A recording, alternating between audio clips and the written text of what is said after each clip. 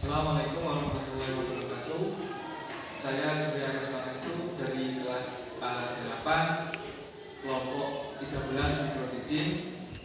Saya mau memberikan video pembelajaran yaitu tentang sholat sunnah berjamaah dan munfarid. Semoga video ini bisa bermanfaat bagi kita semua. Amin ya rabbal alamin. Silakan menyimak video pembelajaran kali ini. Dah.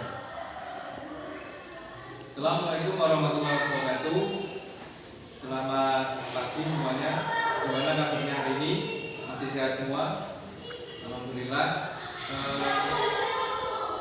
Hari ini ada yang nggak masuk atau masuk semua? Mungkin kita langsung aja ya, biar lebih enak. Aceh Maharani, Andika Setiawan, Arjuna Wibawa, Karin Krisya, Davis Putra, Desi Puspitasari, Yatika Sapantino, Fahri Rizal Aditya. Masuk semua lengkap ya? Baiklah,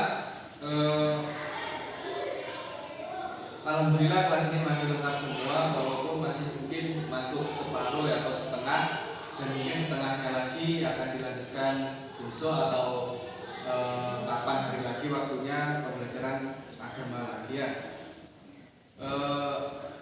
Untuk anak-anak jangan lupa juga tetap menjaga kesehatan selalu, karena kita tahu bahwasanya memang COVID ini sudah penyakit yang lama, atau mungkin masyarakat itu sudah jenuh mendengarnya, tapi kita tetap paling tidak tetap ada usaha baiknya untuk menjaga kesehatan.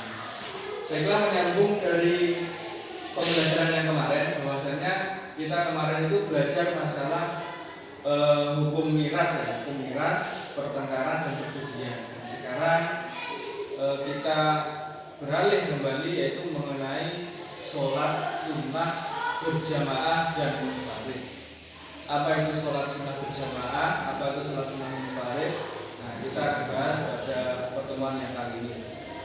Untuk anak-anak sendiri pastinya sudah tidak asing dengan kata-kata sholat. Sholat itu merupakan suatu salah satu rukun Islam. Rukun Islam itu berapa? Yang kedua. Dimana kalau dalam rukun Islam itu kita diwajibkan untuk sholat. Yang dimaksudkan sholat dalam rukun Islam itu sholat apa? Sholat 5 waktunya, sholat 5 waktu atau sholat wajibnya.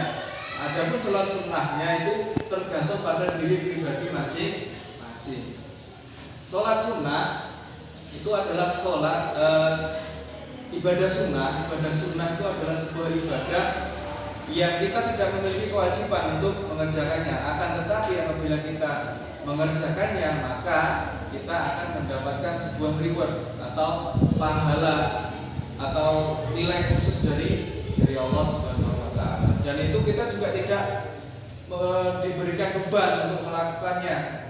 Kamu lakukan ya, kamu tidak lakukan ya sudah, tidak apa-apa. Tapi ada beberapa ibadah sunnah di situ memang nilainya sunnah, tapi akan sangat rugi bila tidak dilakukan. Akan rugi pada siapa? Pada diri kita sendiri. Itu ya. Maka dari itu, dan di sini kita juga nanti akan mempelajari agar kita bisa membedakan juga bahwasanya dalam sholat itu bukan hanya sholat wajib saja. Ada ibadah-ibadah atau sholat-sholat penunjang lainnya yang mana mungkin apabila kita ibaratnya apa, jangan bilang tidak terima ya, bukan jangan bilang tidak diterima, mungkin masih kurang baik, sholat kita masih kurang baik, kurang sempurna, maka disempurnakan dengan ibadah sholat sunnah kita, seperti itu ya. Nah, maka dari itu memang ini sebenarnya suatu hal yang tidak wajib kita lakukan, akan tetapi akan sangat rugi apabila tidak dilakukan, karena kita tahu sendiri bahwasanya ibadah yang pertama kali akan dihisab atau ditanya oleh Allah adalah sholat. Bagaimana sholatnya?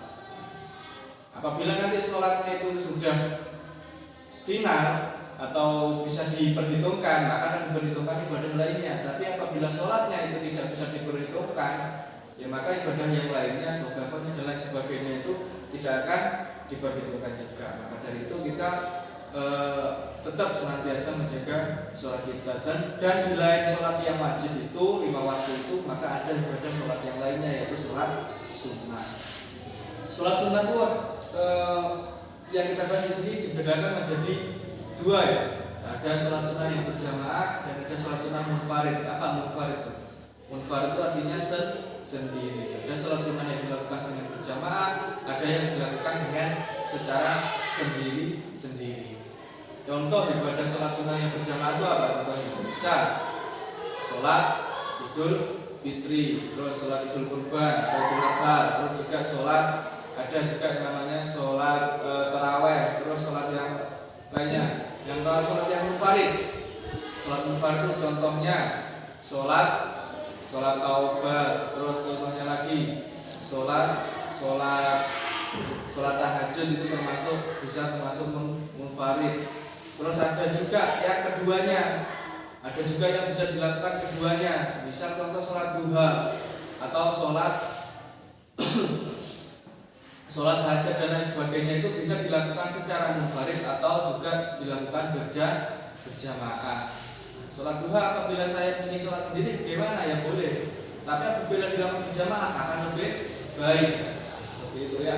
Jadi ada yang bisa dilakukan secara sendiri-sendiri, ada juga yang bisa dilakukan secara berjamaah. Kita bahas masalah sholatnya terlebih dahulu ya, karena ini penting. Banyak mungkin yang masih belum sudah paham, tetapi masih belum begitu memperhatikan atau mungkin dia lupa.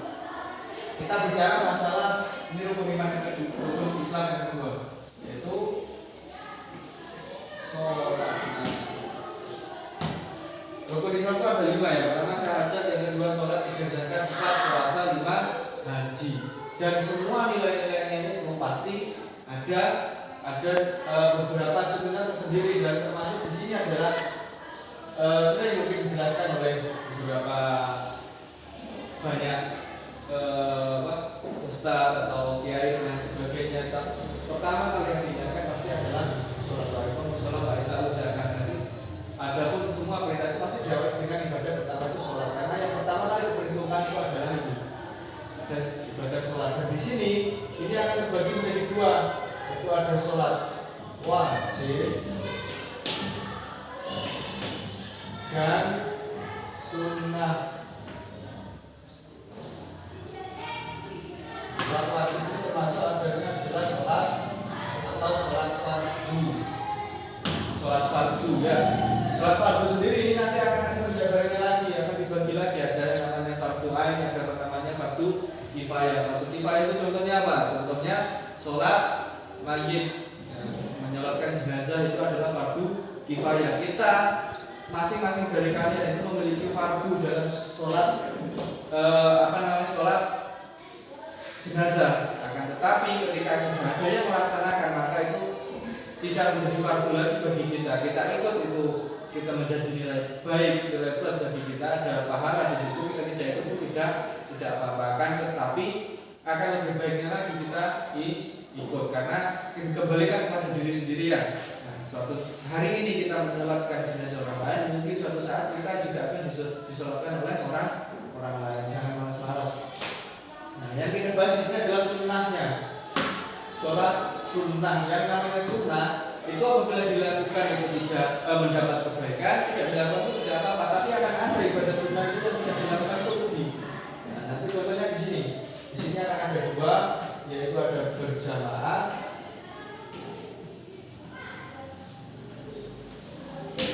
dan munfarid. Kebanyakan ibadah sholat sunnah yang apabila tidak dilakukan itu rugi, itu adalah ibadah yang sifatnya berjamaah. Sifatnya berjamaah, contoh sholat taraweh, sholat Idul Fitri atau Idul Kurban, dan sholat-sholat yang lainnya lagi. Apabila itu di situ ada nilai kebaikan yang lebih. Mengapa di situ diperintahkan untuk berjamaah? Di situ ada nilai kebaikan yang lebih karena kenapa? Mungkin sering disebutkan contoh aja sholat taraweh. Sholat tarawih itu apabila kita tidak melakukannya memang tidak apa-apa, akan tetapi sangat rugi. Karena kenapa? Ibaratnya sholat tarawih itu kita melakukannya hanya 20 rakaat, ya mungkin 20, ada yang 8 rakaat. Itu ibaratnya kita diibaratkan dengan sholat satu malam penuh, sholat satu malam penuh. Ada yang kuat di sini sholat sunnah satu malam penuh? Belum ada ya? Nah, belum ada yang kuat. Nah, maka dari itu hanya dengan sholat tarawih, dan itu pun waktu sholat tarawih itu maksimal kalau di sini itu berapa? 30 menit itu sudah lama sekali ya. Beda dengan yang di Masjidil Haram. Tapi dengan hanya 30 menit itu kita sudah diberikan pahala satu malam penuh. Nah, satu malam penuh akan sangat rugi apabila tidak dilakukan. Terus hari raya Idul Fitri, salat raya Idul Fitri. Nah, di situ juga akan ada kebaikan. Kebaikannya apa? Di situ kita ibaratnya kata sebagai ulama itu ketika kita memasuki hari raya Idul Fitri itu ibaratnya kita itu sedang memasuki fitrah ya, fitrah atau suci, dalam kondisi suci. Karena setelah 1 bulan kita digembleng memasuki pondok Ramadan, memasuki madrasahnya dari Allah langsung, yaitu Ramadan, bulan puasa. Dan di bulan Syawal, awal Syawal, di hari raya Idul Fitri itulah hari ketika kita disucikan. Maka sangat rugi apabila kita tidak mengikuti ya. Terus ada pun yang munfarid, apa ketika ditinggalkan ini kita tidak rugi Pak? Ya, tergantung pada penilaian orangnya sebenarnya di sini. Bisa ada orang yang ketika dia kehilangan sholat atau ketinggalan sholat sunnah munfarid, walaupun sholat ini tergolong sunnah, ada yang merasa rugi, merasa sangat tidak nyaman. Ada pula yang biasa-biasa saja. Biasanya yang merasa rugi atau merasa tidak nyaman itu adalah mereka yang terbiasa melaksanakannya. Contoh, kamu terbiasa melaksanakan sholat duha, satu hari saja kamu tidak melaksanakan sholat duha, nah itu biasanya akan timbul merasa tidak enak, akan ada yang kurang.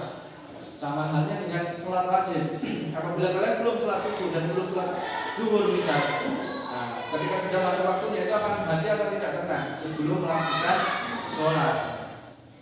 Tapi sebagian orang juga akan berprasangka atau berperasaan lain, biasa-biasa saja. Di situ tergantung pada letak hidayah dan inayah orangnya ya. Tergantung bagaimana dia diberikan hidayahnya, dia mampu atau tidak untuk melaksanakannya. Nah, ada pun penting apa tidak sih sebenarnya sholat sunnah ini? Seperti yang saya katakan pertama di awal tadi, bahwa saya sholat sunnah ini untuk menunjang sholat wajib. Karena bisa dapat dipastikan sholat wajib atau fardu ini tidak semua orang melakukannya dengan secara sempurna.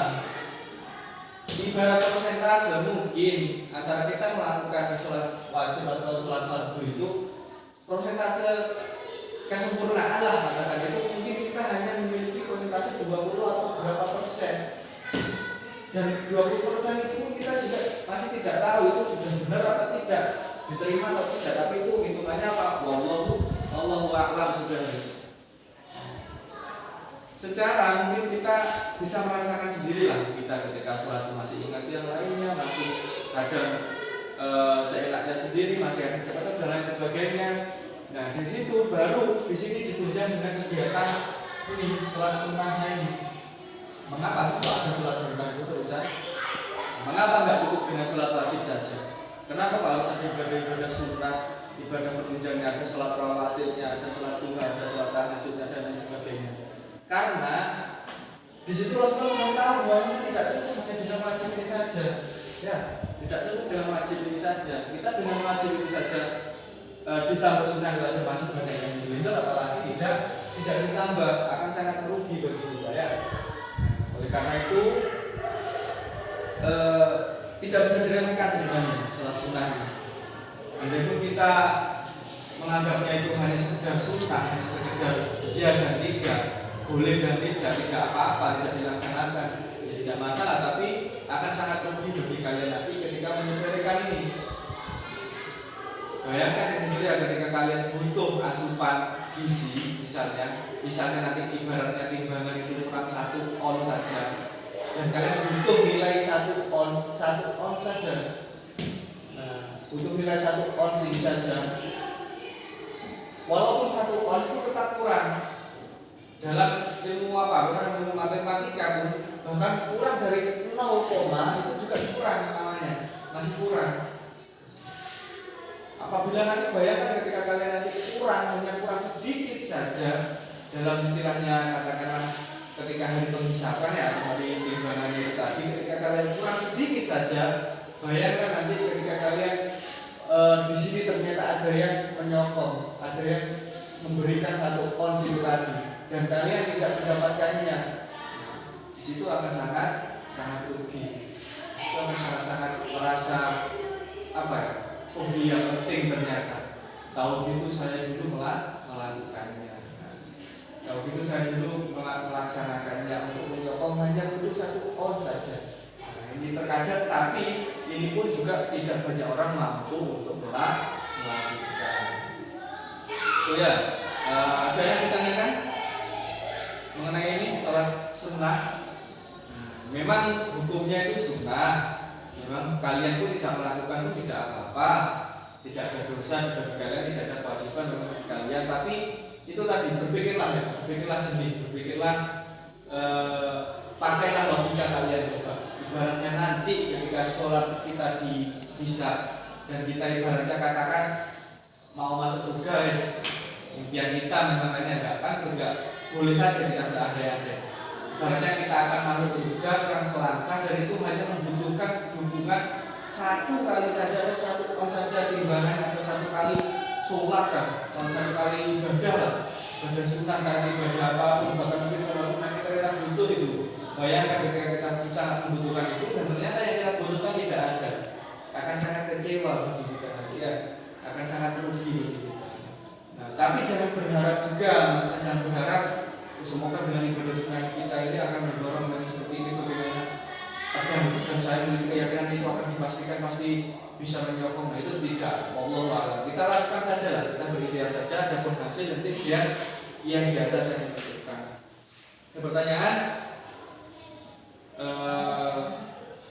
Kalau tidak ada, ini menjadi sebuah nanti tetap ya, sebuah bahan evaluasi, tetap ada nanti tugas untuk kalian. Selain mengerjakan buku belajarnya, buku ajarnya, bahan ajarnya di LKS, latihan soalnya, nanti saya ingin tahu coba ya, kita praktek sholat sunnah. Silahkan kalian, terserah sudah mau sholat sunnah apa, tahajud boleh, mau sholat sunnah duha boleh, sholat sunnah munfarid ataupun berjamaah, silahkan nanti hafalkan salah satunya, nanti kita praktek satu-satu, terserah sholat sunnah apa. Atau mungkin yang punya keseharian atau memang sudah punya kebiasaan seperti itu, ya pakai kebiasaannya juga tidak apa-apa. Oke. Kalau tidak ada, mungkin itu dulu dari saya, dari untuk pembelajaran hari ini. Kurang lebihnya nanti kita akan belajar lagi di pertemuan selanjutnya. Adapun nanti bila masih kurang saja, boleh ketika nanti di luar jam pembelajaran, ketika mau tanya Pak soal ini, nanti silahkan ya. Saya pun juga membuka, tidak terlalu menutup untuk sebuah ilmu bisa didapatkan di mana saja dan kapan saja. Itu saja dari saya. Ada pun kekurangannya itu mungkin dari diri pribadi Pak Aris, ada pun kelebihan itu dari Allah Subhanahu wa Ta'ala. Wassalamualaikum warahmatullahi wabarakatuh.